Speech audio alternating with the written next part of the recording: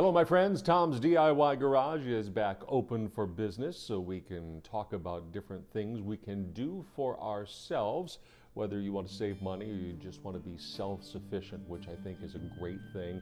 I keep talking about it and I will always talk about it. Things you can do for yourself, I think will set you apart from the people around you. I've talked about my dad in the past, God rest his soul.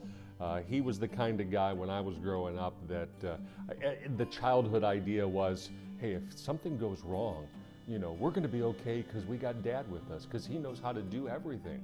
And he did know how to do just about everything except plumbing, which I've talked about in the past. He could not make water flow downhill. It was just not his thing. Everything else, my money would be on Dad. So that's why we do this DIY thing, because it's good to be able to do things yourself, because there's satisfaction in that, as always, and people can depend on you. Your kids can look up to you, which is a good thing. This project today is something that has fascinated me. I've done it on smaller scales. Some people have done it on grand scales. Who doesn't love a good trip to IKEA? I can hear groans already because we'll talk about this in a little bit, but it's an amazing place.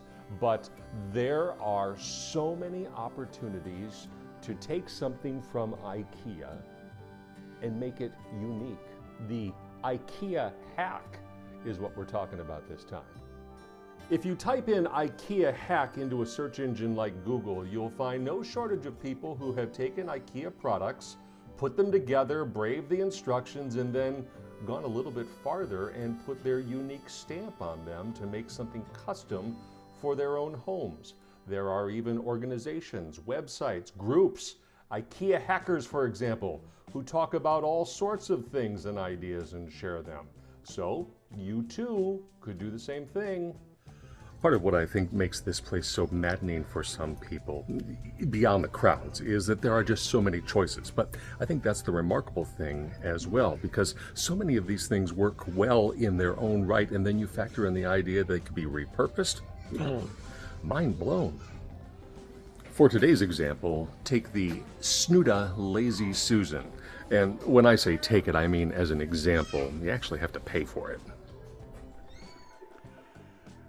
And they really do prefer that you pay for the products before you walk out the store. So an important safety tip from your old friend, Tom. But what are we gonna do with a Lazy Susan? Certainly it's designed to sit on a table or in a cupboard where you've got things kind of situated on it and you can spin it around and gain easy access. Oh, I'll have that. Oh, now I'll have that, that sort of thing.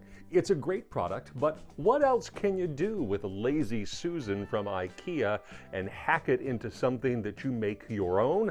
How about a lamp, a wall sconce, if you will.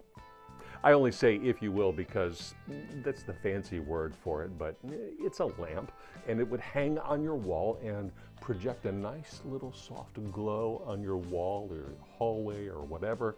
But how do you go from a Lazy Susan to a lamp? That's the IKEA hack that we're going to talk about this particular occasion. But before we go any further, it's a nice wood surface, but I don't want a wood circle hanging on the wall.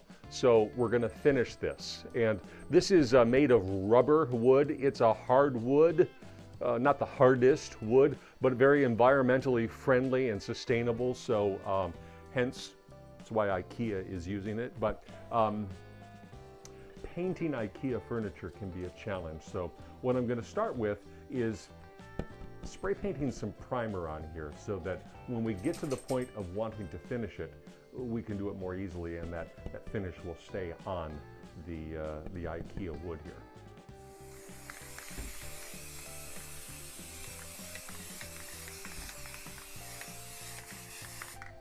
And now we'll let that dry.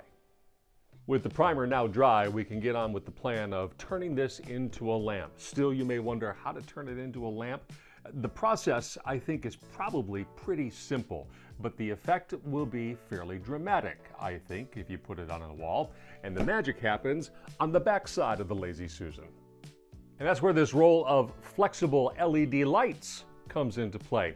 Easily found on Amazon. This set was about $7. It's battery powered and it's got a remote control here, so you can turn it on, off from a distance. You can also make blinky lights, or you can make them solid lights, a variety of different things. But the trick here is that this will get attached to the back side of that disc.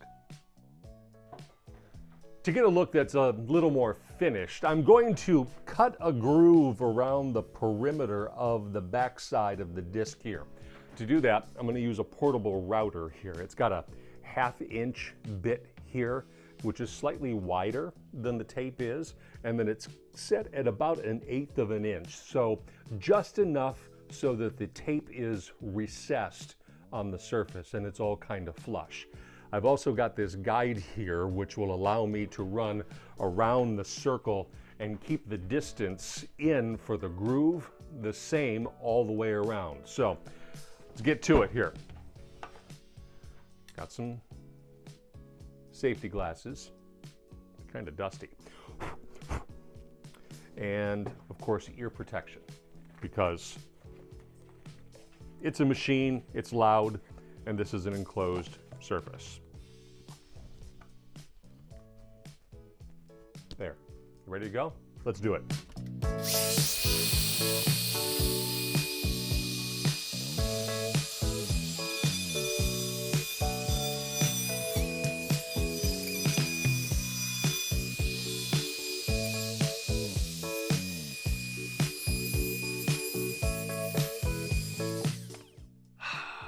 So the thought was good, the execution left a little bit to be desired.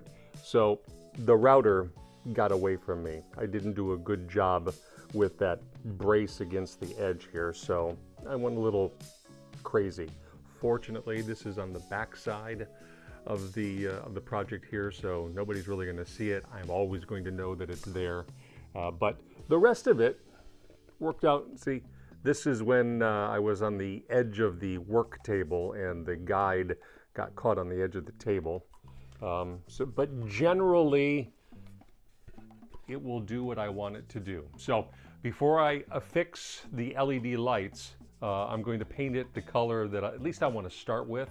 Mrs. Zizka may see it and say, I hate it, or she may say, I like it, I'd like it a different color, or she might say, I love it. Who knows, one of those three options, but I'm going to start with a very light gray.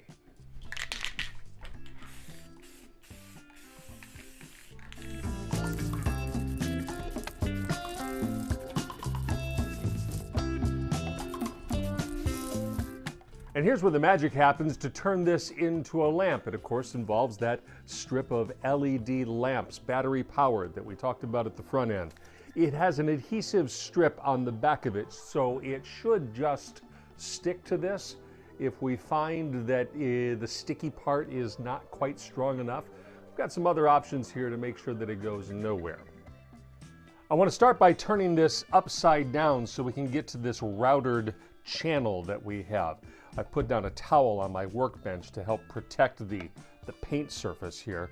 I don't expect to get too rough with this, but don't want to be too careful. So we'll start with the end that's closest to the battery pack here.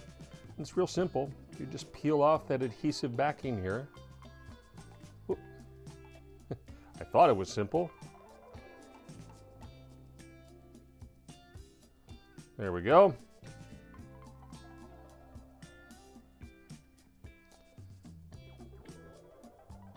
And I don't think there's any wrong place to start with this.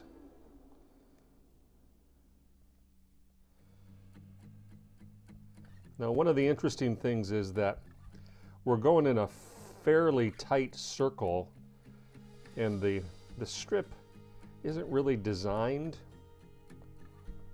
to turn, if you will.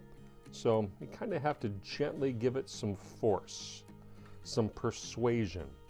It's a word we've used time and time again in the DIY garage, because sometimes things need to be persuaded to do what you want them to do. Let's go back and make sure that sticky is sticking. Probably not correct English, but you know what I'm saying.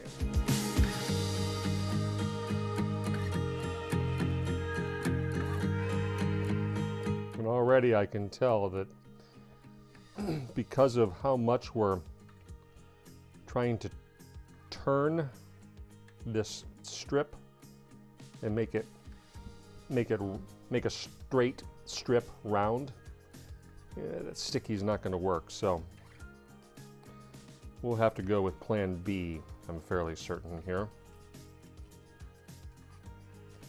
So let's stretch out all that we need. Yeah, that's not going to stick on its own.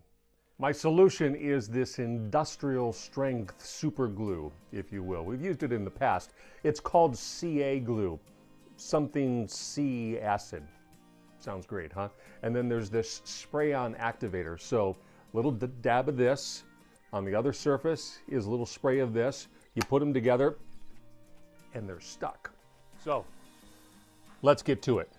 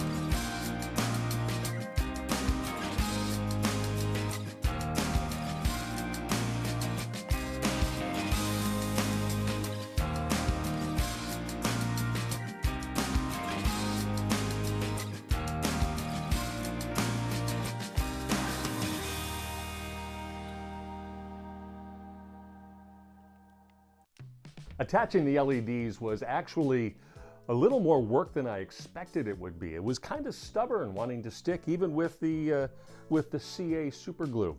But it is on there and the battery pack is attached as well. What's important is that the thickness of the battery pack is less than the thickness of this center platform. It's the spinny part of the Lazy Susan. We're not going to really make it spin, but you get the idea here.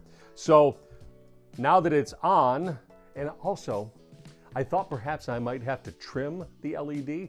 This is designed, the strip is, it's got spots where you can cut it and it will still work.